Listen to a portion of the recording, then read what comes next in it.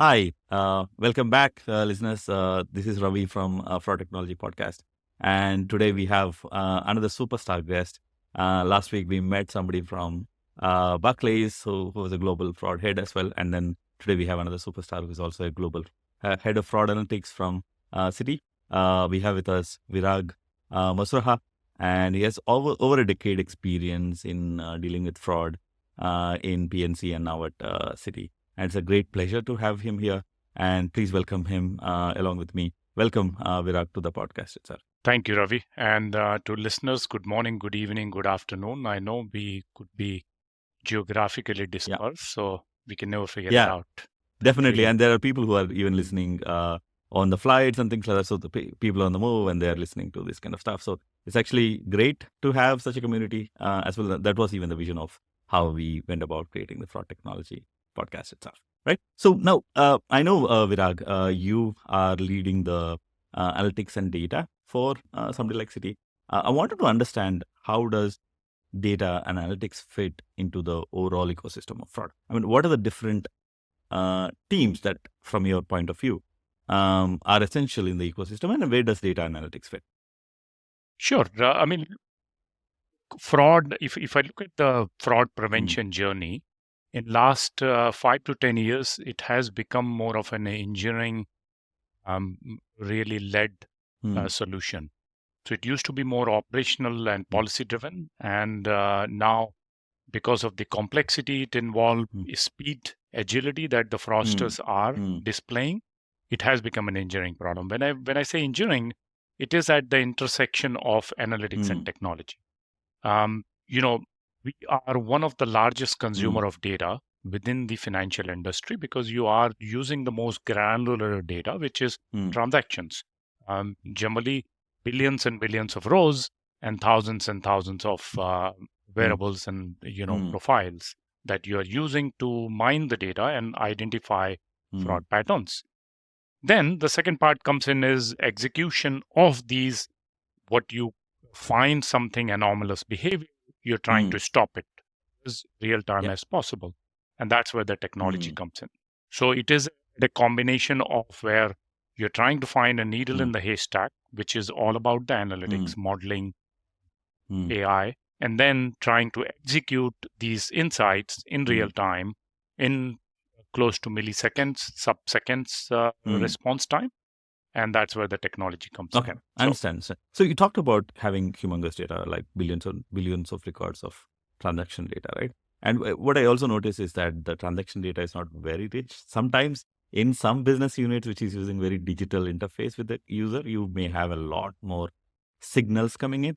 But sometimes if you want to do a model for all the products with, like, have a generic model, you have very few data points coming from the transaction itself, right? And so you're trying to predict a very serious behavior with very little input coming into you, right? And my thought process and my assumption here is that that's typically what contributes to your false positives, because you have very little data. This problem used to happen in my telecom days, by the way. So in the telecom, we used to try to figure out which customer is a good one. But sometimes people used to have multiple SIMs. And so you could not tell, just because he's using very little of mine, doesn't mean that he was a poor guy, essentially, right? So how do you, because in your transaction, you have limited data. And again, please do correct me if that assumption is wrong. And then you're trying to model something like a fraud behavior. And so it feels like you're building a very serious decision on a very little amount of data. So how does that work? How do you go about having more stability in those models itself? yeah. So, actually, good point. Let me just Mm, decipher it. When you say little mm, amount of data, either you have a mm, transaction, either monetary or mm, non-monetary, or in cases of you talked mm, about the digital, somebody is trying to log into your website or even just mm, trying to interact. You are generating yeah, some sort mm, of data.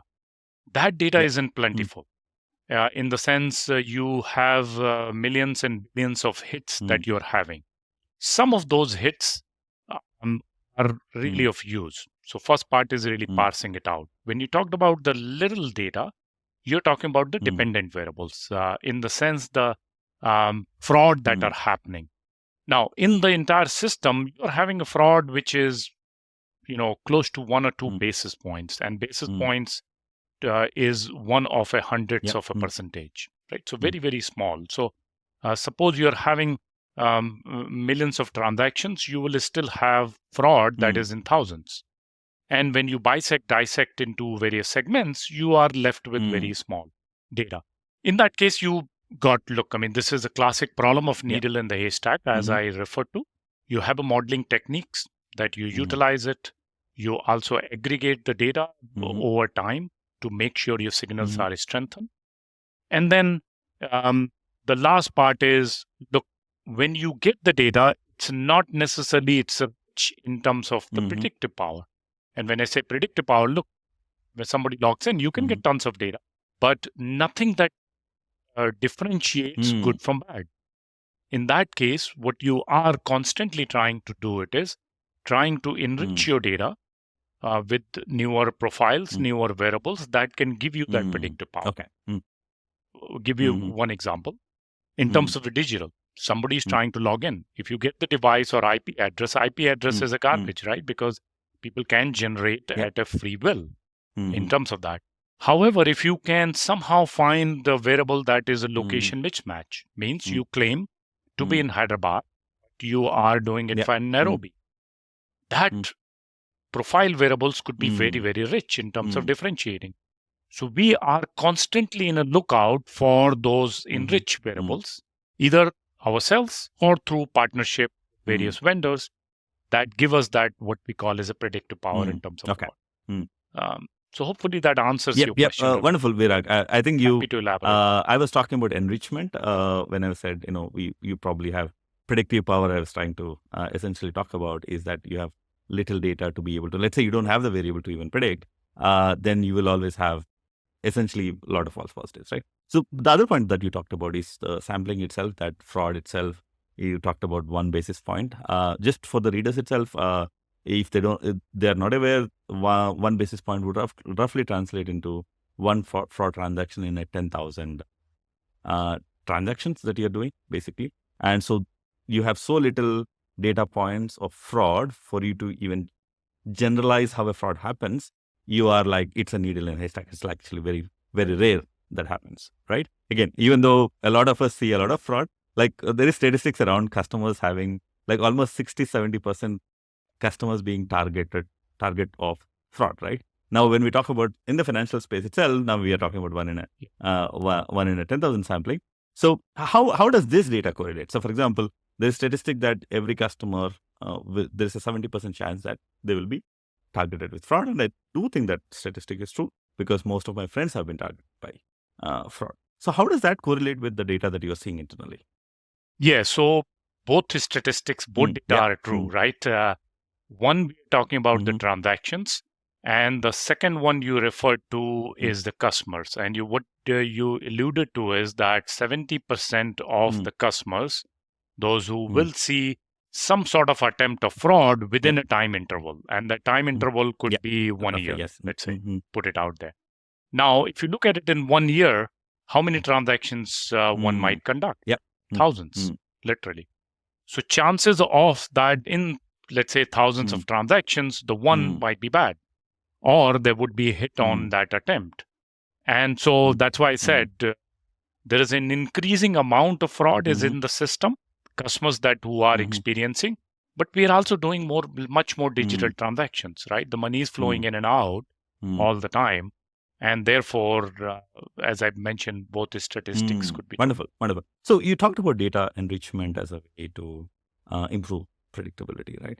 I also want to understand where does technology come into play. One, you need to have rich data to be able to predict, but what sort of data? What are some of the cool technologies that you have used to solve these fraud problems? I know people keep talking about AI, generative AI, and stuff like that. So I do want to hear some of the practical ways how these technologies are being used. Yeah. So, Ravi, I might give a little bit longer answer for the viewers so that they can understand that part, right?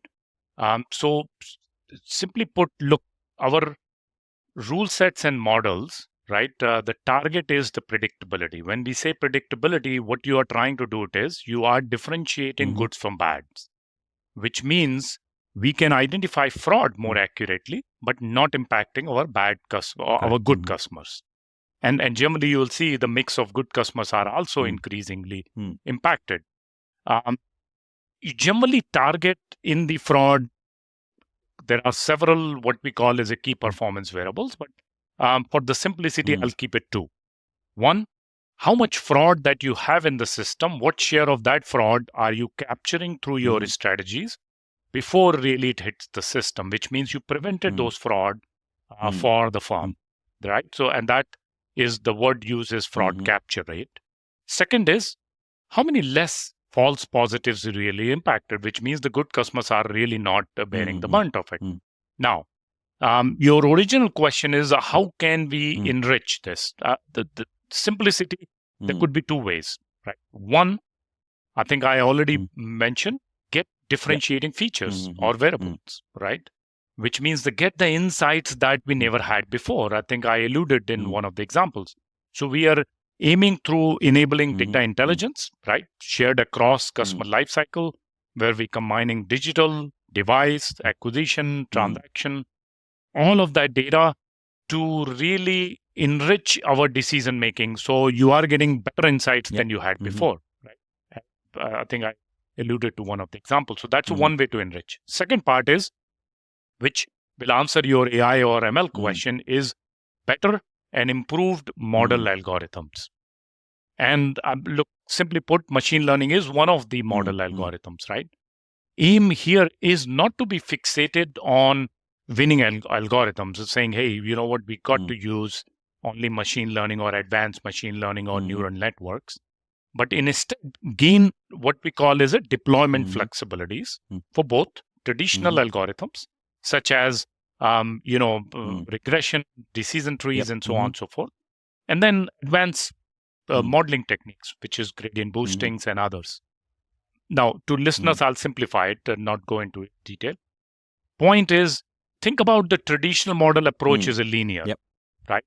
Which means you are in an X and Y axis, you are drawing a line very straight. One side is good, one side is a bad. Fraud doesn't happen in a linear fashion. So it happens much more, in a pockets in terms of segmentation. So therefore, a lot more advanced machine learnings have come. One of those such techniques have been popular is random forest, GBM, gradient boostings, and so on and so forth, right? What you want to have it is flexibility. Sometimes simple techniques could be good. Like I gave you one example of one variable. That one variable could be differentiating. You don't want to confuse with more variables, because otherwise, what we call is an analytical problem is overfit. Means is, suppose I gave you that there is a mismatch of location, and I put a variable along with the various things and said, if there is a mismatch and more than $100 transaction, therefore go ahead and decline that. Frosters is a game of chess, right? So they'll learn and they'll test and they'll say, okay, if I do $100, they decline me. But if I do 99, I get to pass. So they quickly do 99, and then as soon as you stop at 99, they'll go to 98 and so on and so forth. So you're constantly chasing it down. And therefore, idea is to be non-linear. In that case, you just keep them guessing. And that allows us to enrich the power. Now, where you alluded to in terms of the AI, it's a very, I would say it's a very generic terms that is used, artificial intelligence. In simplicity, what you are doing it is, as I mentioned, machine learning models. Those are non-linear models. You have simply what we call as a static model techniques.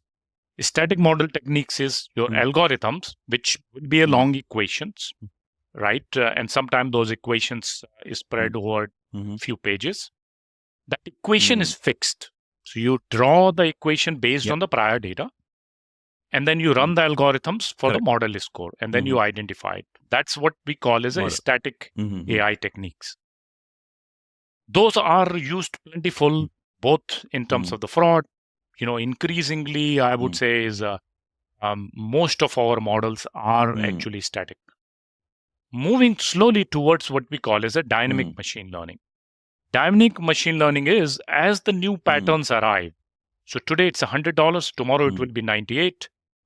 then day after tomorrow it could be 97, and fraudsters are moving. And therefore you take the new data and you refresh your algorithms. Much more powerful, right? Because now you're not impacting as many good customers and you're still catching fraud. So that's a secondary, which we've started to use, but there are governance and other frameworks. And the last part, I'll stop here for you to ask question, is a cognitive AI, which is trying to guess how the brain works or how the fraud patterns in the future could work. And therefore, they are much more predictive in fashion. That we are slowly paving the way, but not there yet, because there are regulations have to come in to see the stability. You have much more chances of getting it wrong, and therefore you could impact large customers. And then the fourth part is generative AI to a certain degree, which is still a lot of companies are paving the way and preparing it, and it is still a few years, if not decades away. Okay, understand. So if I understood correctly, so the static is... So I don't know, Ravi, if I answered your question or I went No. So that was wonderful. So I wanted to understand also how some of this, because there's a lot of hype around, and I do agree that these terms are being generally used. I wanted to understand where does this fit well. And again, I do agree that fraud probably is a good area to even try some of these problems, because fraud is a equilibrium, because you do something, somebody else is going to respond to it. So it's never going to be that you ever are going to be on top of it. So it's a catch-up game. It's a game of chess that you talked about, right? So you're playing with somebody in front of you. And so the risks are always moving. And so you need to have dynamism into the ecosystem itself. So just to summarize, I think two factors, Ravi, playing to... Sorry, I just wanted to summarize to the audience itself when you talked about static as well as nonlinear, then predicting how the brain works, then the generative AI itself. So static, the way I understand it, is you have the process, a technical process. That process is fixed. An input comes in, the decision comes out. Nothing changes in the process itself, depending on how the input is coming in, if it is not pre-configured, right? Whereas in the nonlinear space, it learns and even modifies some of the process itself. And I'm assuming something like anomaly detection algorithms that are very popular in a lot of other industries as well, I'm assuming are in the nonlinear space itself, right? And the third one that you're talking about is neural networks, I'm assuming. So simple way to, Ravi, simple way to think about is there is an input comes out, there's a box, consider there's a black box. Input coming out, thousands of variable, output is just one single model score. And in between the box is your brain, which is what we call equation. That equation is fixed. That's a static. Now, dynamic, which is that box could change. It's a guess. Today it will be, tomorrow it will be B, and after it will be C. So you never know what it is. And it will keep adjusting to what the signals are coming in. That's a simple way to understand. Got it. And you also used a specific term, and I've not heard that before. So I wanted to understand a little bit more of what you mean by that, is deployment flexibility itself. What do you mean by that? So I think I'm going back to my first question, is a fraud is becoming more of an engineering-led problem. An engineering-led problem has two components. One is the analytics, and then second part is the technology. Please remember, it's not good enough to know the anomalous behavior, but we need to stop it. Most of the credit card transactions or even online transactions that you're doing, they are sub-seconds transactions. Credit card transaction end to end, you might have, let's say, 150 to 200 milliseconds. By the time you swipe it, by the time the decision comes out, you see it happening very quick. In that, the sub-seconds, there are a bunch of things running. Your engine is running with the decisioning. There is association like MasterCard, Visa, Amex, they are running. And then various others in between merchants are running their algorithm. So again, knowing is not good enough. You should be able to stop it. To stop it, all of these algorithms that we have, which is a complex algorithms, should be able to respond within that time interval, which is milliseconds. generally 100 to 150, 200 milliseconds, you have to be able to respond. Your systems, your technology should be powerful enough to absorb these thousands of inputs, run complex algorithms, and be able to generate an output, and then using that output, be able to make a decision. And that's what I meant by execution problem, right?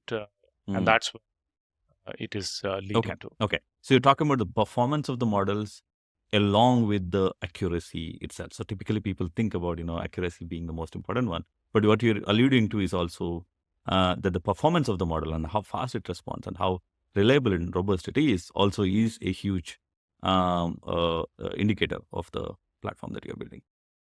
Right. So generally, I mean, in the model execution, you will look at two things. One is the performance, as you talked about, right, which is the predictability. And predictability is how do you differentiate good from bad? And second is your platform powerful enough to execute this in a strong, what we call latency, but it means is can it be quick? Sub-milliseconds in many cases. Okay. I also want to understand a little bit on, I know you talked a lot about the time itself, the 150 to 200 milliseconds that are needed to make the decision. These are probably in the credit card space, but what I've seen in general banking transactions, sometimes because bank transactions, for example, in the US, doing a bank transfer is a 24-hour or 48-hour. That's not true for the rest of the world. For the rest of the world, it's actually far more faster. But in countries like US, it's actually slower in terms of payments itself.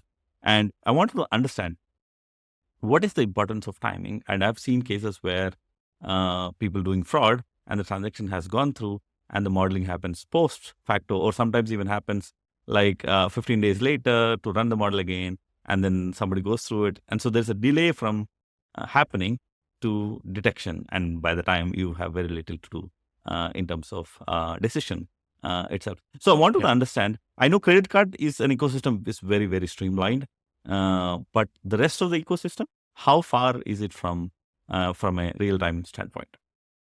Yeah, Ravi, very insightful follow-up questions. Credit card, as you said, those are mostly below second response time. Now coming to what we call as a digital transaction. So in India, people are doing the UTI, right? UPI. Here in US, you're doing Zelle or PayPal and others. Two components in there. One is the decision part of that transaction. And then second is when is that transaction settled, means the cleared it. And these are the two different things. Decision, you have a bit more time than the credit card. So credit card, as I mentioned, 150, 200 milliseconds. Here, your response time to decision might be second or 2 seconds, depending upon what the organization may choose to. It's still not days, it's still not hours. It's still response time is 1 to 2 few seconds. Second part is the clearing of that transaction. So your systems still have to be powerful to be able to respond in seconds for it to be decision. Why do you create and say, hey, you know what, we wouldn't clear it, the transaction now, we'll clear it after 24 hours or 48 hours?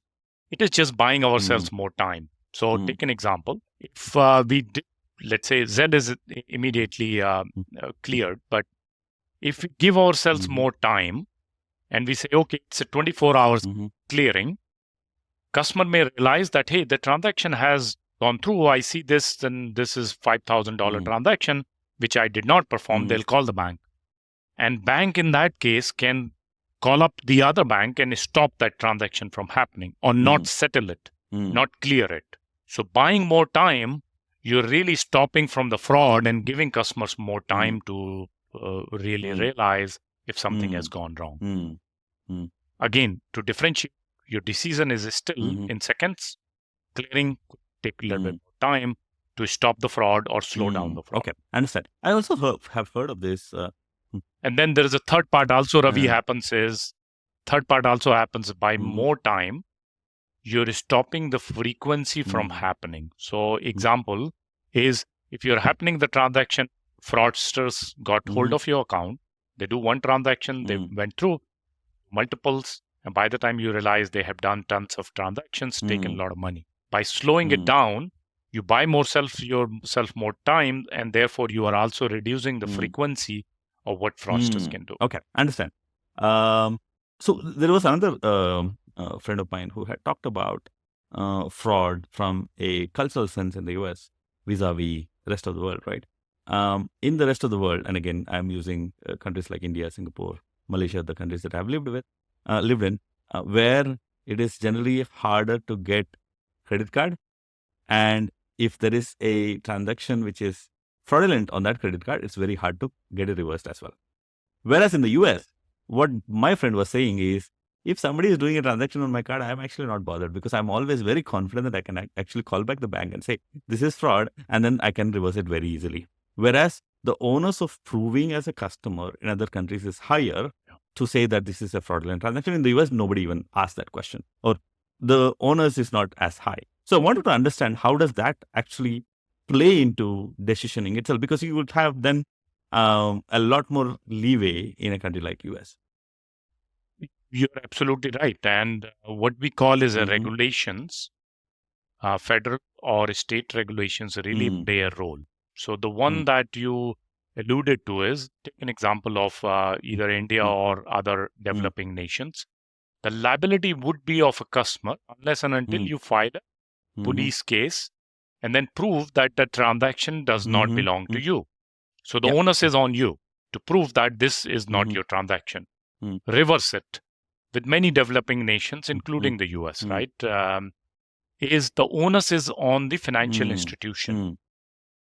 We need to prove that this transaction is yours. Unless and until we are able to prove it, then we have to refund it. In that cases, the culture also seeps in and the customers become more relaxed. And in some cases, that also lead to them contributing to the fraud, right? Because you're so easy, you think, okay, you know what, let me do the transaction, not bother about the due diligence. And that leads to somehow contributing to more fraud in the system. Okay. There are ways to, because you in the system, you're seeing more fraud, and those are customer led. And therefore, firms are trying to collect more signals that can put a bit more challenge. But again, regulatory side is still anathema to put anything further. And if anything, it is becoming more reversed. Like UK has APP passed fraud law. what we call as a scam bill. Means if a customer is scammed by somebody, that they can claim that transaction to financial institutions. And in some cases, that puts undue burden. The customers then think it's they can take advantage of it, right? And lose their own responsibility. So we are just coming up with a white paper on this particular thing. And actually, I mean, India, I think a few months ago, was considering a similar law like the APP fraud law in the UK itself, where the onus of proving is on the financial institution, and there's a clear timeline of when the reimbursement has to happen and who takes the burden of that and things like that, right? So, and again, investigation has to happen on the bank side within a 5-day working period, which is the UK rules, right? So again, I am in two minds about that, because on one, you may be promoting fraud itself by doing that, because I lose nothing as a customer. If something like this happens to me, I just go claim that it is fraud. And it's very hard for the bank, and it's also not in the branding interest of the bank itself to prove to me that I was wrong, even though I was wrong, right? So it may not optics may not seem very good, because bank is a large company with no face, whereas a individual is like an individual, and everyone can understand what the individual is actually going through. So I'm in two minds whether that's the right way to go about it. I still think that there has to be some optimization, some responsibility still given to the customer. But in some cases, I also welcome that, because I've known some cases where it was clearly fraud, and it was very hard to prove to the bank as well. Yes. So Ravi, the answer would be somewhere in between, right? One of these answers, it's not either this or that. It's somewhere in between. if customers are relieved of their responsibility, you will have much more fraud or a scam in the system, because that would be a weak link. However, if the entire responsibility is abdicated from the financial institutions, customers will bear the brunt, and in many cases of no fault of theirs, right? Let's say financial institutions' data is stolen, and as a result, the fraud really happened. I'm paying the bill, yet it's none of my fault. And the answer is a little bit more in nuances. So, for an example, take an example of the scam in itself. And it's being differentiated, including in the US as well. If customer participated in that transaction, so let's say, for an example, if I sent an OTP or coming from the customer's device, which is a proven device, and the transaction really is led by the customer on their device, they could still be liable. However, if the transaction happened from some foreign device, and I didn't mean by the geography foreign, I meant by somebody else's device, which customer has no access to or it doesn't belong to, yet somehow fraudsters or scammers got hold of those systems, in that case, the liability could be, customer can be abdicated of the responsibility and liability. So you see, it's in nuances, and that's why, again, I'm going back, is it's becoming more of an engineering-led problem. More signals you have, better you can differentiate. The government regulations should also differentiate on that ground. Is either customer participating in that fraud or scam, or they are non-participant.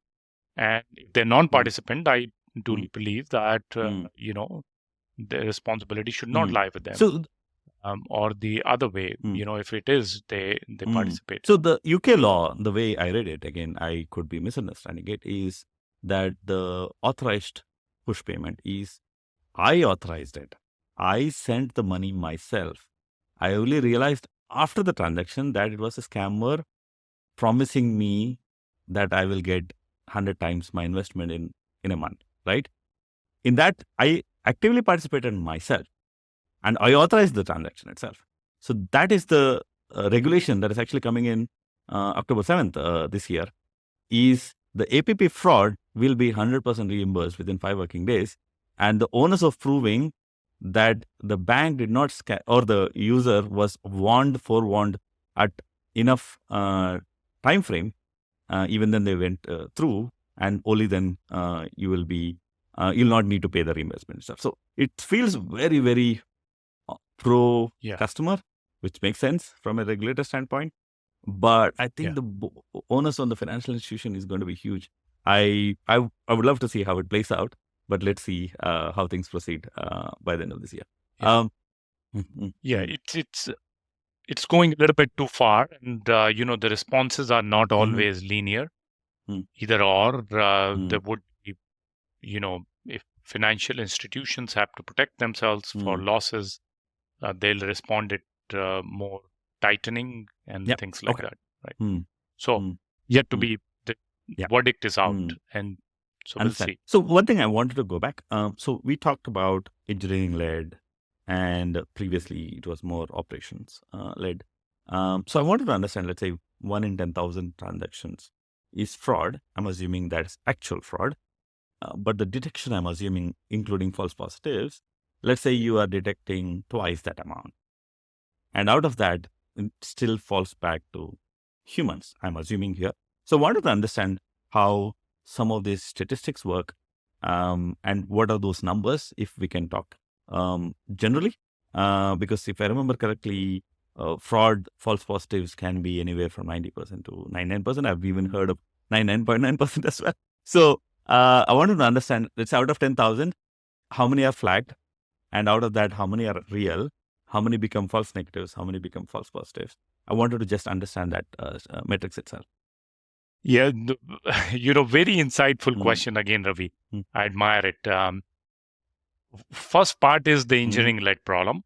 But again, the customer here or individual can be the weak link, because you're creating through these models, this strategy, you're just creating a little bit hurdle, slowing fraud down.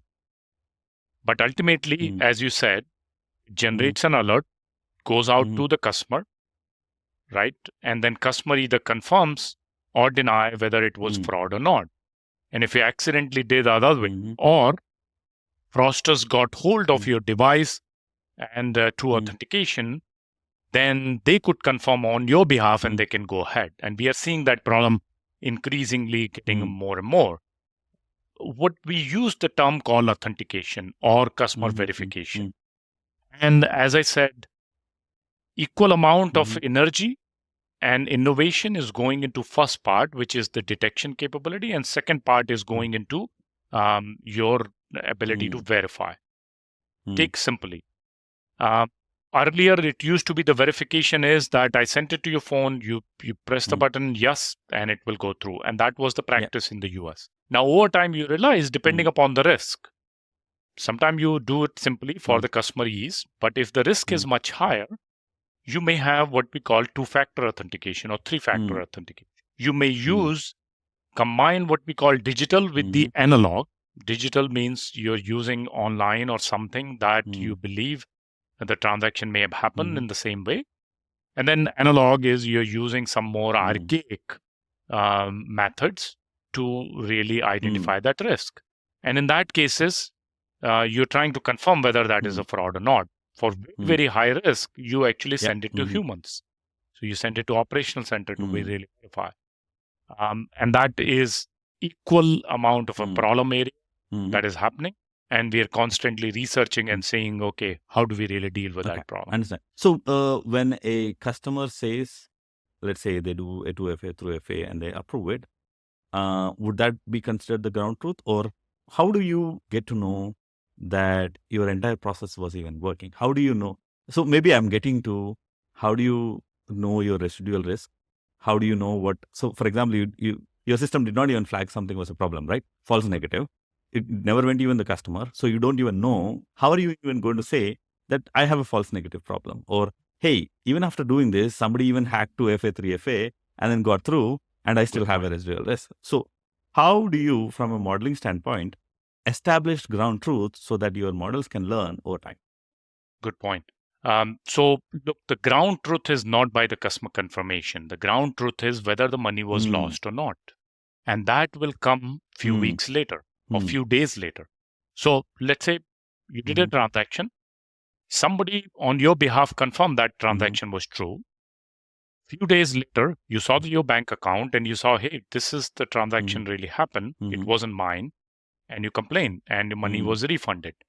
That is the ground truth, where the money has gone out. In some cases, that might not be the right ground truth. You may have fooled us, right? But that's a different matter. That is the ground reality. That is where your models really work and learn, not from based on your responses. Now, we take your responses, which could be your response or fraudster's response, and align it with the ground truth, which is whether the dispute and the money was lost, and see the mismatch. That is to deal with differently in terms of authentication, whether we have authentication problem or not. And that's a secondary problem that we deal with. But your models are securely based on whether we have a financial losses or not. And then there are other modeling techniques to clean out that ground truth, where you see a systemic risk in terms of segmentation, which looks closer to your transaction. You clean out that data, you throw away the outliers and so on and so forth. Those are just the modeling techniques to make sure your data set is clean and you're predicting the right fraud. Understand.